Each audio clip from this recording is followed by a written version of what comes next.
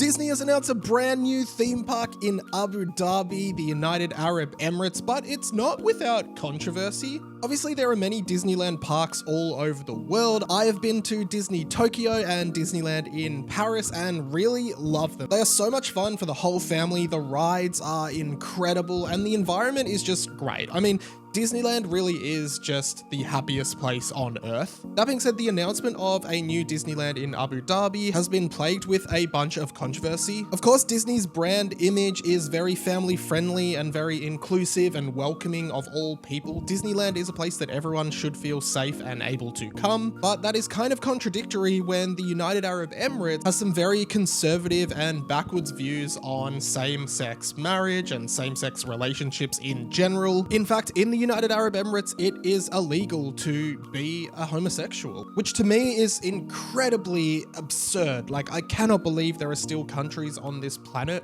where that could possibly be the case. And I guess that raises all this controversy around why Disney is allowing a park to be built in a place that is so unwelcoming to a huge part of the global population. What's up guys, Mike here. For more videos like this, hit the subscribe button, let's get into it. So as I said, Disneyland is just such a pleasant place to be, but it is kind of disappointing for a lot of people, including myself, that Disney would be building a park in a place that supports these views. The UAE was very vocal against Disney banning the Pixar movie Lightyear because it featured a same-sex kiss scene. And this is something that a lot of conservative media just focused on about that movie and even claimed that that was the reason the movie was a financial failure, just because of like 1 second of a same-sex kiss between like a loving couple. It's quite ridiculous. I think this is a big optics problem for Disney, who claim to be supportive and welcoming and inclusive, clearly value money and profit and growth over their core values. I think this is a sad but true reality that sometimes we don't want to acknowledge, but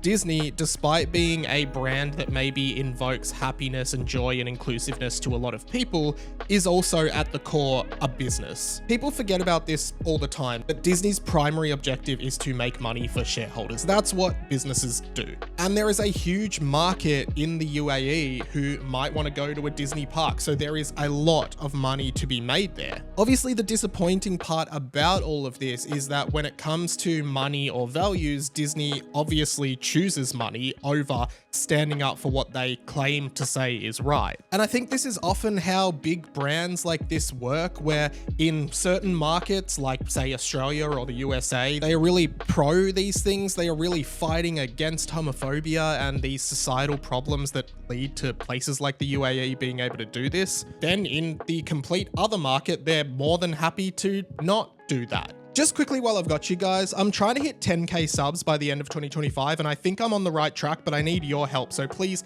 hit the subscribe button now and help me achieve my dream. Again, it's an unfortunate reality that businesses just kind of stand for what they need to stand for in certain markets to look the best in those markets. But now that the world is so globalized and linked and worldwide, it's harder for businesses to get away with those things without at least being somewhat held accountable by the public. I mean, Disney has done a lot of Pride campaigns. They celebrate Pride Month in June, at least here in the West. And the CEO of Disney a few years ago actually publicly came out against the Florida Don't Say Gay bill. Of course, there is a Disney park in Florida, so it is very relevant for them. And I guess this is the thing, like, even though a lot of people just see Disney as fun kids movies that can kind of take your mind off the rest of the world, it is also a business that is embroiled in politics and controversy around really serious topics that should be discussed. Yes, to me, it is disappointing that Disney is opening a park in the UAE, considering their public positioning on certain topics I've talked about in this video. But at the same time, I completely understand that their business interests are to go ahead with this park.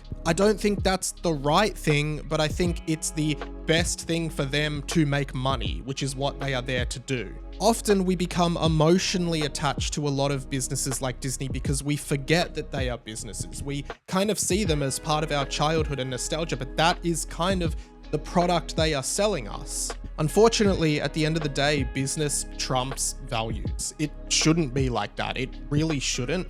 but it is, and that sucks. Whew, thank you so much for watching, guys. Hey, if you like this video, make sure you check out some of my other videos and hit the subscribe button. And comment below, what do you think of this? Do you agree? Do you disagree? Would love to know your thoughts. Just keep it civil in the comment section. If you made it to the end, you have nothing to comment, but you want to help me out in the algorithm, just comment below, be our guest. The song from Beauty and the Beast. That way I know you made it to the end and I know you're a true fan.